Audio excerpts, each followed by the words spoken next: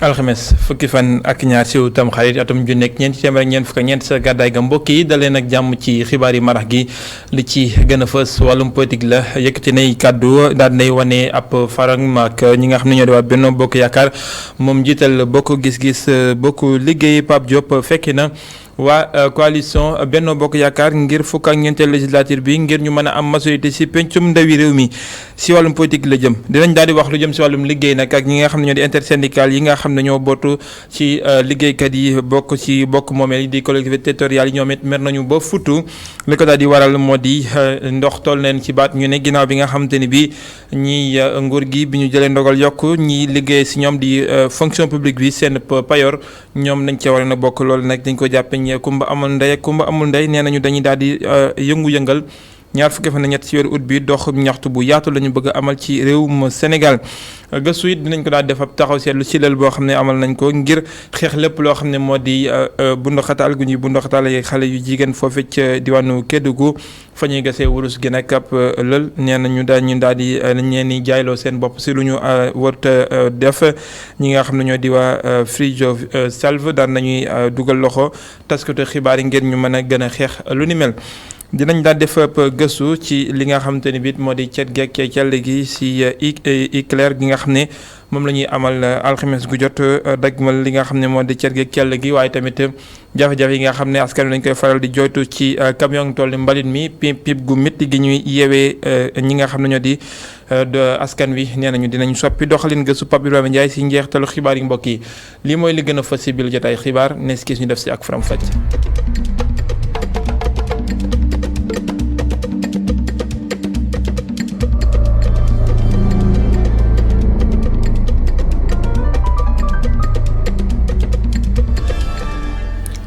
dalee nag jàmm mbokk yi si jotaay bi la xibaar Benno Bokk Yaakaar dinañu mujj am majorité absolue si pencum ndawi réew mi Pape Diop bokk gis-gis bokk liggéey dina daal di leen fekk si daan nay xam ne lu ni mel daanaka ay simili ngi ne ginnaaw bi mu daanelee kàddoom ci fekkee ak Alioune Sow moo xam ne fukk ak ñeenteel législature bi nag dina daal di fekkee waa Benno Bokk Yaakaar li mu layee nag boobu la ndogal moo di bu ko deful ñi nga xam ne ñoo l'opposition bi bu ñu amee majorité dañuy daal di tàggatembel lépp loo xam ne moo di doxeenu réew mi te loole nekkul loo xam ni moo gën ci réewum Sénégal moom nee na doxalin woowee mu nga xam ne moom la daal di def mooy li nga xam ne moo gën su ko defee réew mi mën a dox si at yi nga xam ne moom la ñu daal di dëkkmal kon mën nañoo xam ni kon léegi waa Benno Bokk Yaakaar am nañ lu toll si juróom-ñetti fukk ak ñetti député ginnaaw bi leen Pape Diop fekk see des na yeneen ñaar nag muy waa Aar Sénégal ak ñi nga xam ne ñoo di les serviteurs bu Pape Djibril Fall. ñu daal di wéyandi si jotep xibaar yi ba léegi ak liggéeykat yi nga xam ne ñoo daal di nekk ci bokk moomeel gi di ñi nga xamante ni bi ñoo di collectivité territoriales yi ñoom nag maire boobu futt la ñu daal di def li ko daal di waral moo di ginnaaw bi ñu yokkee payorub fonctionnaire yi bokkuñu ci nee nañu loolee ak xaj ak seen la te mënuñu ko muñ waral nag ñu ne ndox toll na leen ci batt ginnaaw bi nga xam ne seetlu nañu noonu doxalin yu bëri yu ni mel. ñaar fukki fan ñett ci weeru ut bi ñu daal di dëkkmal nee nañu dañuy daal di amal doxum ñaxtu bu yaatu ci Sénégal gi yëpp ginnaaw boobu dinañu amal ay grève maam Seynou Baw. ginnaaw bi ñu yokkalee agent wu administration bi seen salaire intersyndical bu travailleur bu collectivité territoriale ñoom ñiilee ñoo ngi fësal seen njàkkare ñoo ngi laaj ñoom it ñu xoolaat seen salaire. mais actuellement bu ñu béyee mu jàll ça veut dire que ni ñun article benn bu code territorial li mu wax dafa leer dafa ne bépp avantage bu agent yi jot agent état ñun war nañ ko jot donc vraiment lu ñuy laaj nii c'est très simple dañu ne d'office la war a appliquer yow mais considéré nañ ne que c'est pas appliqué d'office donc problème am na moo tax ñu décider agir. Après avis de grève déposé nañ ko intersyndical bu travailleur bu collectivité territoriale yi di ñëwaat ci plan d'action bi nga xam ne tëral na ko. plan d'action bi nag luñ ci wax leer na dana am balaa préavis bi jeex activités yoo xam ne dañ ko mën dañ koy gérer parce que bëgg nañ def marche nationale boo xamante ne 14 régions Sénégal yëpp nañ ko def même jour même heure le 23. préparer aussi assemblée générale sectorielle pour région bu bëgg a manifestation ñu def mais aussi jox nañu suñu section régionale yi bépp action boo xam ne ñoom xalaat nañ ne baax na l'essentiel nañ ko waroon ak direction nationale ñu agir de la loi. leneen li nga xamante ne ñoo ngi koy nakkarlu mooy seen prise en charge bu couverture médicale waaye tamit jëlee IPRES seen pension de retraite yóbbu ko FNR ak yeneen ak yeneen. am Seynabou Babou di ko jaajëfal waa FONGIP daan nañu amal ab doxalin ngir jàppale këru liggéeyukaay yu ndaw yeeg yu digg doom yi ginnaaw bi nga xam ne nañu si mbas mi ngir ñu mën daal di suqalikuwaat ci wàllum koom waaye ina seen daan nañ ci sukkandiku ngir mën daal di liggéey bu gën a ñoŋ am nañ ci mbégte bu baax waaye tamit daal di mën a gën a dàbbaliwaat seenum xëy mi nga xam ne sos nañ ko te ñu bëri di ci gis seen bopp bu daal njaaj. gunge secteur privé bi ngir mu mën a créer ay emploi loolu mooy objectif FONGIP ngir relancer économie bi ginnaaw Covid-19 bi structure état bi le accompagné na secteur privé bu Sénégal li ci mel ni ANASEN. Remercier d'abord INASEN de nous avoir accueillis insister na bu baax pour ñu ñëw fi xool ginnaaw bi nga xamante ne jàppale nañ ko ñaari yoon ban impact la am ci liggéeyam lu ñu ci gën a neex nag mooy. D'abord FONGIP da ko accompagner ci résilience bi mooy bi nga xam ne Covid am na à hauteur de 85 millions bu ko permettre mu lever quelque chose comme je pense 180 et quelques millions avec la BNDE bu ñu paree ci loolu je pense que mu am beneen accompagnement boo xamante ne avec une garantie de 195 millions ñu ànd ci ak la banque BCI boo xam ne aussi moo ko permettre non seulement mu reprendre activité am mais mu gën ko relancer. recruter waat ay ndaw dugg nañ ba ci biir gis nañu que ay ndaw sénégalais kese fi nekk te loolu la président de la république bëgg instrument yu mel ni FONGIP nan lañ mën a accompagner PME yi ak PMI yi pour ñu mën a booster la création d'emplois au Sénégal ñëw nañ fi ay ndaw sénégalais la ñu fekk ci biir ñu ngi liggéey correctement ñu ngi liggéey normalement et puis li am solo aussi mooy seen capacité de production yokku na. leneen li ci am solo aussi je pense que je passe sous le contrôle du banquier le DG de la banque est là amagul benn défaut de paiement boo xamante ne je pense INASEN am na ko ci process bii nii donc ça veut dire que l'activité vraiment mu ngi en cours te mu ngi dérouler comme nuñ ko bëggee woon. mu doon ndimbal boo xamante amal na njëriñ lu am solo di usine bii di ANASEN ginnaaw impact Covid-19 bu metti lool ñoom mujjewuñ dàq benn employé bu ñu sukkandikoo ci seeni njiit. ñu ngi gërëm FONGIP madame Diouf ak équipe bi mu àndal yàlla def na bi Covid amee et que ñu am problème yi nga xamante ne entreprise yi daj na ko am nañ accompagnement FONGIP may nañu ñu mën a maintenir emploi yi nga xamante ne moo amoon ci usine bi ba ñu yokk ci yeneen emploi yi nga xamante ne généralement ñi ci ëpp ay jeunes la yoo xamante ne bu ñuy ñëw ci usine bi ñun ñoo leen di former jàngal leen liggéey ba ñu mën liggéey bi nga xamante ne moom la ñu def donc avec accompagnement FONGIP maintenir nañu emploi yooyu yëpp yàlla def na aussi dans le cadre de la relance FONGIP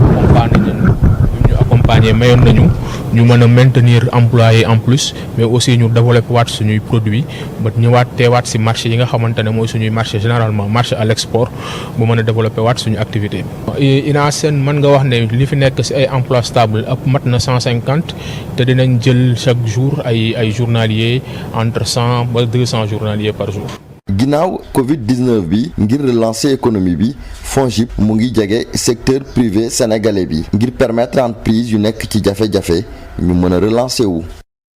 jaajëfal ko bu daal njaaj ñu wax lu jëm ci wàllum càmm gi ak makkaanum jëriñ yi nga xam ne ñoo ko daal di yor taxaw nañu tem nag ngir xeex lépp loo xam ne moo di tawat ju mën a laal jur gu sew gi loole nag nekk na loo xam ne loolu nañ ko ànd seek programme bi nga xam te ne bi ñooy taxaw ñi nga xam ne ñooy sàmm gi nekk ci Sahel bi lu toll ci fanweer ci téeméer bu jël nekk na loo xam ne daan nañ koy xayma ci jafe-jafe yi nga xam ne war nañ ko saafara buñ sukkandikoo si Ousmane Mbaye mi secrétaire général bu makkaan njëriñ jër wàllum càmm gi ñu teewlu ay kàddoom ci leeral yi nga xam ne indi na ko ak ki nga xam ne moo di Mountaga Kane. feebar bu mel ni caar ñëpp xam ni que fu mu duggee ci élevage boobu daf koy faagaagal ministère bi war nañ ci gën a mën a liggéey ngir jëlee ko fi définitivement ñu liggéey ci benn stratégie boo xam ni depuis 2018 projet yu am njëriñ ci ministère bi comme PRAPS dañ si jàppale tax stratégie boobu ñu bëgg engagement bi Sénégal jël bëgg 2030 ñu jële fi lépp luy caar ci réew mi ñu mën a dox ay jéego baral ko ba 2030 avant muy egg ñu mën a atteindre objectif boobu loolu moo tax tey ñu dajale fi suñu naataangoo yi liggéey ci élevage yëpp ñi nekk au niveau central mais aussi ñi nekk au niveau déconcentré maanaam ñi nga xam ne ñooy jël ñax yi di koy jox jur gi pour xool yan jafe-jafe lañ doon am ak nan lañ ko mën a yëkkatee jafe-jafe yooyu yëpp ba ren ji résultat yi nga xam ne moom lañ bëgg a atteindre ñu mën ko. bokk na si jafe-jafe yi ay moyens logistiques yu ñu doon am projet yu may tudd nii ak ministère bi même ci boppam indi na ci ay maanaam jéego yu am solo ngir dooleel jumtukaay yi ñuy liggéeyee. FIDAK di foire internationale de Dakar fukk ak juróom-ñeenteelu bi yoon dinañ ko daal di amal diggante fukki fan ak juróom ba fanweeri fan ci weeru décembre bi nga xam ne moom la ñu daal di jëm ki nga xam ne moo di directeur bu CICES di Saliou Keita daan nay xam ne dinañ am ay yeesal yu bëri bëri yoo xam ne atum ren dinañ ko saa dugal ay leer lam ñu teewlu ko ak Emmanuel Gaspard Dione. ñun CICES en tant que institution d'appui au commerce ñu nekk ci événementiel économique. jàngat bi ñu def mooy orientation état du Sénégal ginnaaw bu ñu xamee luy Covid pandémie Covid ginnaaw bu ñu xamee tey lu ñuy wax crise Ukraine Russie jot na nag secteur privé jot na acteur économique yëpp ñu toog ñu waxtaan naka la ñu mën a def ba Sénégal mënal boppam. ba nga xam ne askanu Sénégal jënd ki yaay yomba nit ñu mën a consommer suñuy produit bopp loolu tax thème ren bi secteur privé face au défi de la souveraineté économique li ñu gën a bëgg mooy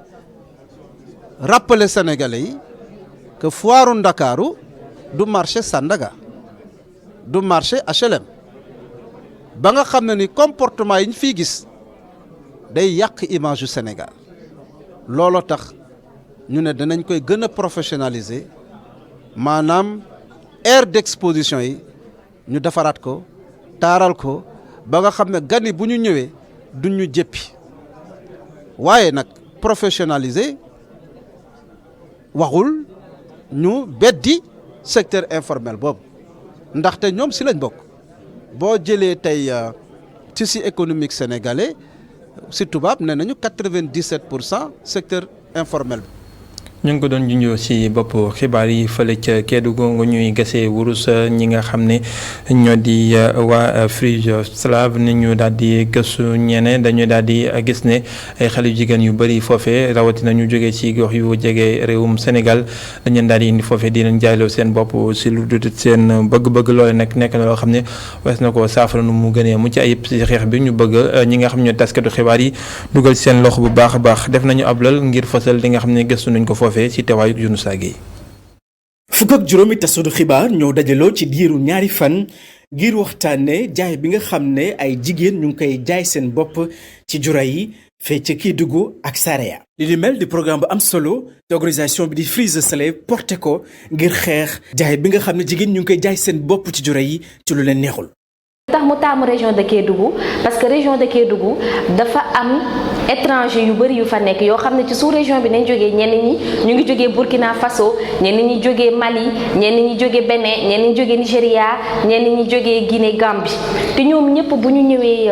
ci Kédougou dañuy dem fi ñu naan juraay mooy fi nga xamante ne ni góor ñi jigéen dañ fay dajaloo ku ci nekk di daan sa doole pour ut or léegi nag ci utum or boobu am na xale jigéen yoo xamante ne ni dañ leen di nax ne leen soo leen ñëwee Sénégal di ngeen am liggéey bu baax di ngeen am xaalis te bu ñu ñëwee fii dañ leen di forcer di leen jaayloo seen bopp. léegi nag ñun suñu programme bi loolu moo ko yëkkati pour xeex forcé jigéen muy jaay boppam dañoo bëgg a ñëw jàppale xale jigéen ñi nga xamante ne ni ñoo nekk ci juraay zone yi ñuy utee or ñu jàppale leen ñu génn ci maltraitance bi ñuy dund. ngir dàkkal li ñu mel ci fépp fu ñu utee or ca Kédougou ak ca Saraya organisation bi jàpp na ni foofu taskatu xibaar yi dugg ci seen i yoxo. léegi nag li tax ñu bëgg a lëkkaloo ak journalistes yi parce que journalistes ñoom ñooy wasaare di tasaare xibaar yi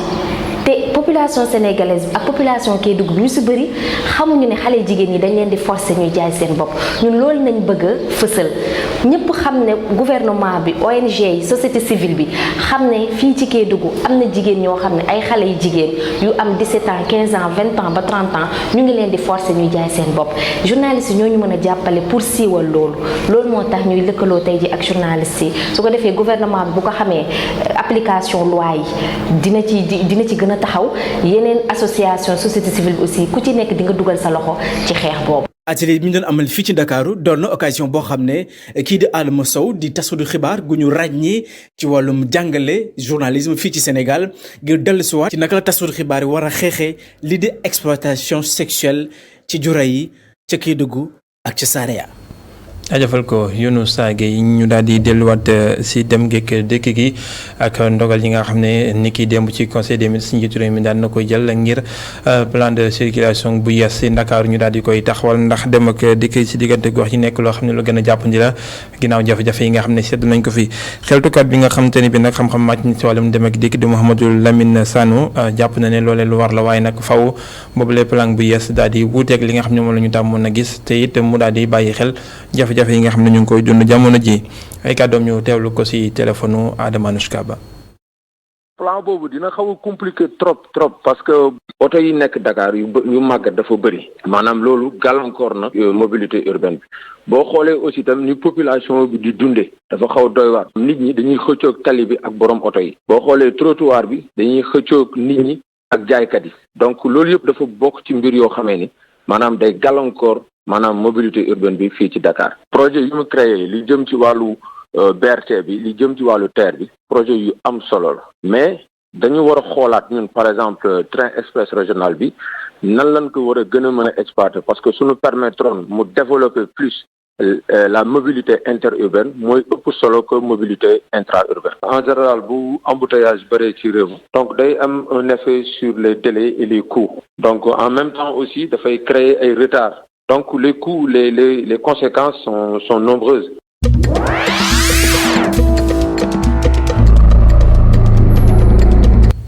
xibaar yi biti réew dañ koy doore ca réewum Tchad ginnaaw bi nga xamante ni bi nag wala bon sa Guinée Conakry lañ koy daal di doore ak kuréel gi nga xam ne ñooy way fipp foofee de bon wala bon kuréelu ko politique gi de FNDC ginnaaw bi nga xamante ni bi nag ñi nga xam ne ñoo di takk der yi foofee dañ ko daal di bëgg a tas nag ñoom nee nañu ànd nañu si tey ànd nañu si ëllëg duñ ko daal di nangu ñu tas seen kuréel googee fa loolee mu ngi xewee ca Guinée Bissau ak li nga xam ne moo fa daal di am ginnaaw bi nga xam ne nee nañu nag dañ leen a bëgg a daal di jaay doole tas seen kuréel politique googu te dëppwut ak li nga xam ne moo daal di am ñu wutali beneen réew di fi nga xamante ni bi moo di Tchad ak Mohamed Idriss Déby mi nga xamante ni bi moo yor réew ma càllaw léegi lu ko dalee si weeru avril 2021 ba léegi moom nag daan nañu dellusiwaat nag si bis bi nga xam ne moom la ñuy daal di fête seen indépendance tey jii di fukki fa nag benn si weeru août bi di tombeek seen juróom benn fukki at ak ñaar ñuy am indépendance seen nag dellusiwaat nañ ci dialogue yi nga xam ne moom la ñuy amal di dialogue national goo xam ne lu ñu daal di bëgg moo di jàmm ak gindeeku am ci réew ma ak dal ak tey loolee nekk na loo xamante ni bii gën na koo ñor te it fàttaliwaat na ko tey ñi ki démb it bi muy def ab déclaration daan na ci dellusiwaat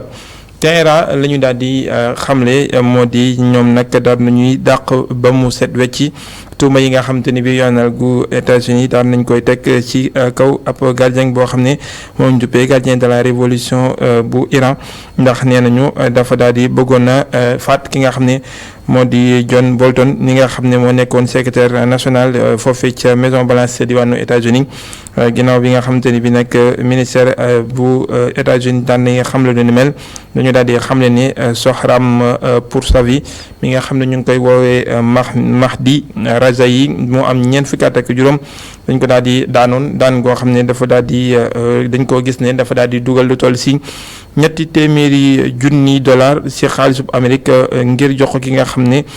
mooy waroon a faat ki nga xam ne moo di John Bolton te loolee dëppoo ak yoon ñoom daal nañ koy weddi.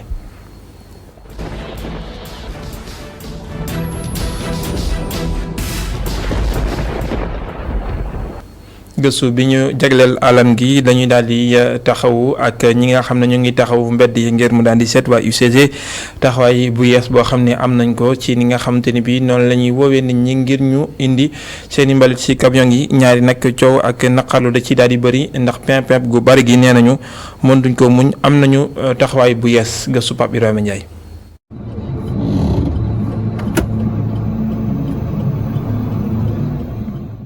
yàgg na di dawal ay oto yu jël mbalit waaye tey nag mu doon bés bu spécial ci moom ak collègue am yi nga xam ne ñoo nekk ci biir unité de coordination et de gestion des déchets solides ndax nag ñuy wër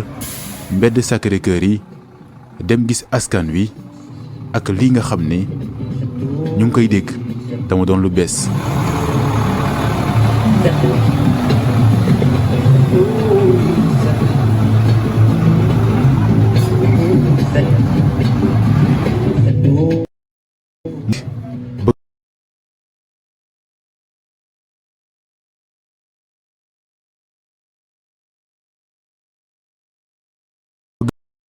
lii sax ngeen jot a dégg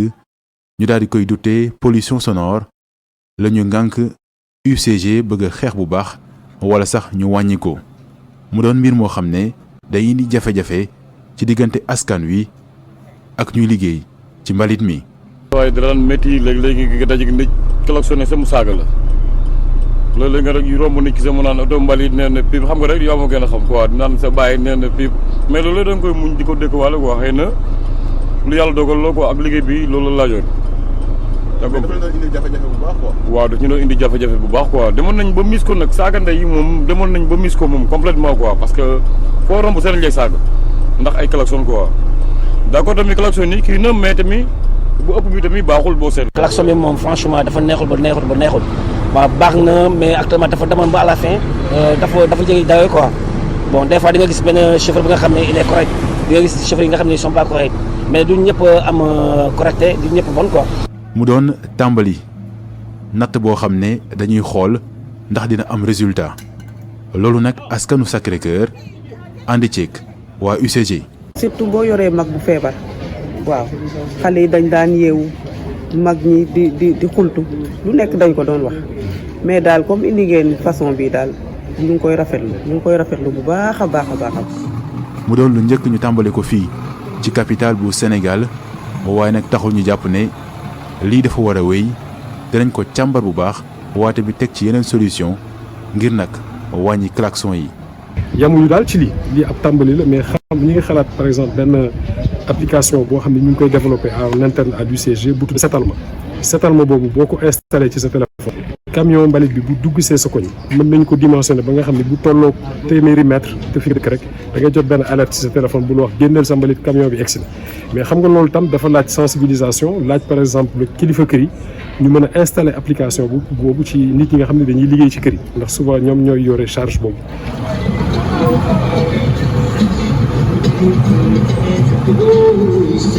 fii ak benn weer dinañ natt ngir nag xam résultat yi nga xam ne moo tukkee ci musique bi war a remplacer klaxon yi loolu nag ñu bëgg koo jaarale ci ñaari baat yi nga xam ne ràññee lañ leen loolu ci biir musique bu Sénégal ngir daal di soulager askan wi gën a jëmmal lépp lu jëm ci wàllu mbalit fii ak boobu nag ñi nga xam ne ñooy liggéey ci wàllu woowee di wër mbedd Ndakaaru yi di def seen liggéey ci mbalit nga xam ne ñu yëngu ci wàllum alam bi jàpp nañu ne jamono ji or la.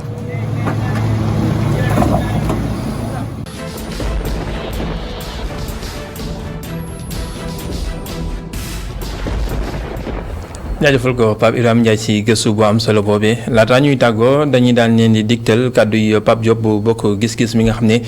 daan na yëgle ne day daal di fekki waa Benno Bokk Yaakaar ngir ñu am majorité ci pencum ndawi réew ma lan moo wundu mu daal di def lu ni mel ay leeralam ak Alioune Sow. ñu bari ñi ngi naan cohabitation il faut bien réfléchir Sénégal fi mu toll xam ngeen ni cohabitation mënu fi am. blocage institutionnel moo fi am salaire yi bloqué économie bi taxaw réew mi yëpp sonn mën na déboucher ci lu nekk te bu boobaa ñi jëluloon seen responsabilité ñooy responsable man nag damay jël sama responsabilité maa ngi ñi ma àndal ñëpp parce que lii may wax ñoom waxtaan naa ci ak ñoom consulter naa ay responsables du parti mais jotewuma dara ak pouvoir xamuñu ni ñoom itam li ngeen yëg la ñu yëg tey waxtaanaguma ci ak ñoom mais sama voix assemblée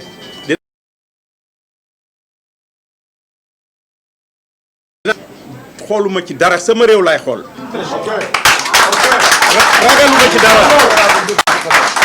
ragaluma ci dara quelques personnes yi nekk derrière des claviers là pour insulter les gens ragaluma ko man réew mi laa moo ma ñor ëllëgu réew mi moo tax ma jël décision bi te nag bu jafe woon ba jafe ñooñu duñu jël responsabilité yooyu fii ñu toll nii ñu bari ñi ngi xalaat ëllëg assemblée bloquée kenn du mën a élire président kenn du mën a def dara mais bu boobaa président de la république mooy jël ordonnance il gouverne par ordonnance te loolu c'est un recul démocratique l'assemblée doit jouer le contre pouvoir. jaajëfal leen mbokk yi ci teewlu bi ci kàddu yooyu la ñu yëkkatee jotaay bi la xibaar beneen jotaay 19h45 la doon ci kàllaamay nasaraan ak soxna Awa Diop Sène xibaar yi di wéyandi ci www.emedia.sn la total di wéy Neskes ak Abdourahmane Ly